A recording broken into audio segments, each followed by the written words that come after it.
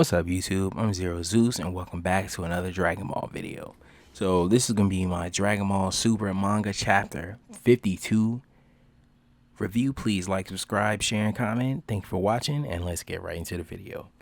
A lot happened in this episode. I was definitely in this manga chapter. I don't know why I keep saying that. I was a lot happier with what I seen this time.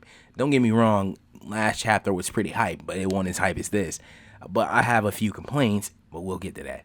The episode actually starts off with the chapter actually starts off with we see Vegeta. Last episode, the last few chapters, we haven't seen too much of Goku or him. Like, sort of at the end of the chapters, we'll have like a page or two of Vegeta and like one page of Vegeta. One page of Goku, and they gave us a little bit more this time. You actually get to see. I'm gonna skip a little around. It's gonna be more of what I thought was hype to point out in this episode. First of all, Vegeta. It was nice to see. It was some progress to be had. Like, these last few episodes, it just seemed like these last few chapters, it seemed like they weren't getting anywhere, and you could definitely see a difference in Vegeta. I'm super hyped that using spirit power, soul, right? Spirit, yeah, using spirit,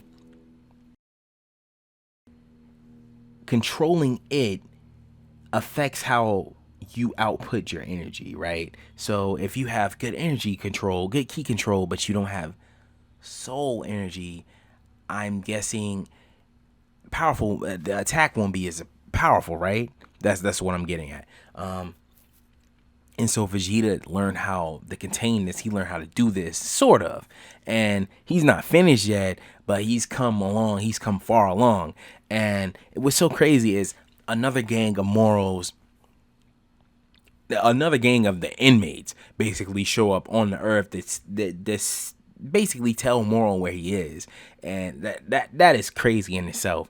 And also, that's what I forgot to talk about. The beginning of this episode, at the beginning of this manga chapter, you see Whis and the Grand Priest talking, and they're basically talking about Merus. So this is this big bomb that everybody's been waiting for so long for them to just say. I don't know why we could see it. You could totally see that he was an angel. Like, you could just see it. We all knew it. It's not such a surprise, but it's nice that they finally said something about it instead of just having it floating in the ether, right? But basically, long story short, they're having this conversation about Merus, about him basically going to contain the problem and bring him back where he is, because he's not willing to lose angels just because, I don't know, they feel like he feels like he has something to do with the mortals, but it's not his job anymore. And that can, like, him fighting Moro, that is what his plan is, and it conflicts with him being an angel, because the angels aren't supposed to be fighting outside of training, right? And they have to wrap that up. Basically, Merus has had this plan the whole time. Goku, nobody else knows. He has this plan to himself that basically he's gonna fight Moro. He's gonna get rid of him, and that's how it is. Even though the Grand Priest knows already, Whis knows already. I think in the chapter he actually says we can't keep secrets away from each other. There's no secrets between angels, right? But anyway, I'm jumping ahead of myself, but I just want to explain that there goes the Merus bomb. He's an angel, and there you go. So it explains his power level. So why he is at the level that he is, out the blue, we just met this guy, and he's toppling Goku and Vegeta, right? But back to what I was talking about. So basically, and like Vegeta, just like I was saying, they were gonna get. I'll explain. Stop jumping the gun. Basically, he's having these fight with these guys, and it's kind of like a display to show us how far he's come since he's got there. And basically, the guys are explaining to the whole time, like, you're a lot further on than you were. You're a lot better off with this stuff and stuff like that. And that was pretty hype to see. It was pretty hype to see. And Vegeta actually gets to test his powers on some guys. Like, you don't even see him turn into Super Saiyan Blue, or anything like that. And I think that's pretty hype. Like, he's basically dismantling these guys. Let's just talk about the dude. I can't think of his name, but he looks exactly like Zarbon. He looks like Zarbon, but like more detailed, and his nose is longer and stuff like that. But either way, he looks like he's related to Zarbon, even though Zarbon got all fat and stuff, and he got all swole, and it's differences there, but they're about the same. Like, and it was nice to see. They're like, we never seen a transformation like this. I wish he would have just came out and said, like Zarbon, instead of just, yeah, I fought guys like this before. Of course. And that kind of made me mad. It wasn't that hard for him to just say Zarbon. I don't care about that guy, but why do you act like he can't mention things like that? Or is like, it's beneath him to mention things like that? I guess, I don't know. But anyway, he's basically tossing this dude around and having his way with him. And the dude actually transforms. Like, first of all, you see him in his original form. You know that this is the Zarbon clone. Second of all, he transforms. And you know for a fact he is a Zarbon clone, right? And Vegeta is having his way with him. You basically, I think before he shows up, he's actually having a conversation with the big dude. I cannot think of what his name is, but he was telling him, like, some of the basic techniques is like instant transmission, and it's whack that Goku learned that so long ago, and Vegeta is just now getting whiff of it, even though he's better with it than he is apparently. I don't know how you go about that, but yeah, and they were explaining that to him, and then the inmate showed up. And basically what they were going to do after they figured out they could not beat Vegeta. This was one of these chapters where it was all fight. A lot of fight, which I'm not mad at. He's basically telling them, like, oh yeah, I'm about to dip, and I'm just going to tell Moro that you're here, and we're going to get rid of you, and that's all it is to you, right? But before that, because to explain this, you have to explain a little bit of the fight, right? Basically, they're going back and forth. Vegeta shoots this ki blast, and he almost burns him to death.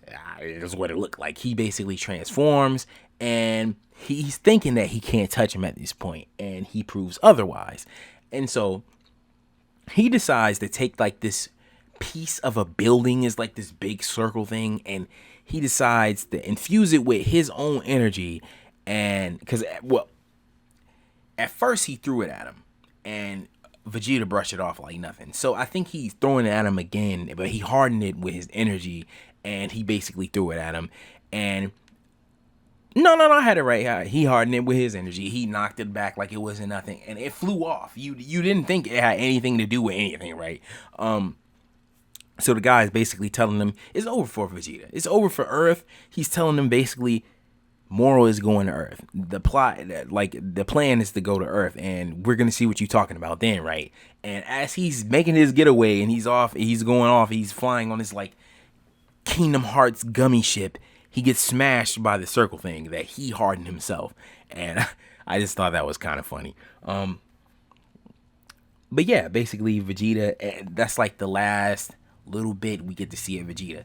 Now on to the Goku stuff, because they just act like, okay, I don't like this. The fact that they act like the video, the manga chapter is so long when it comes to somebody else, but him is like a few pages. It's kind of making me mad. But either way, basically Vegeta, Goku, and Merus are training, and they're like, oh, I'm gonna go all out, and I'm not gonna hold back, and the usual stuff. And basically, you see Goku's leg, and he transforms.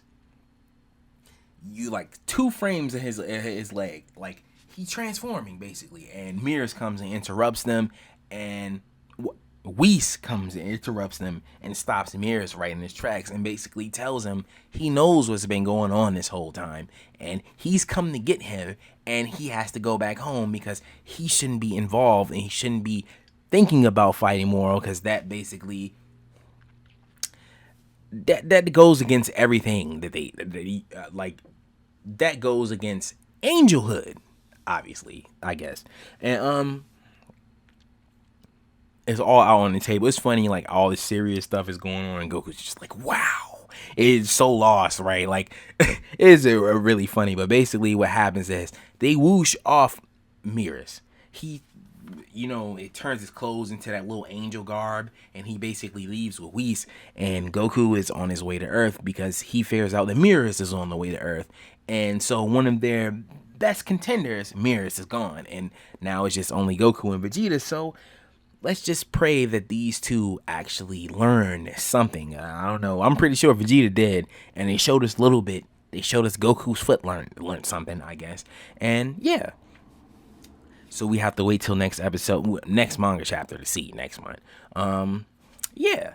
But I'm gonna end it right here. This is my Dragon Ball Super manga chapter 52 review. Please like, subscribe, share, and comment. Thank you for watching, and I'll see you all next video.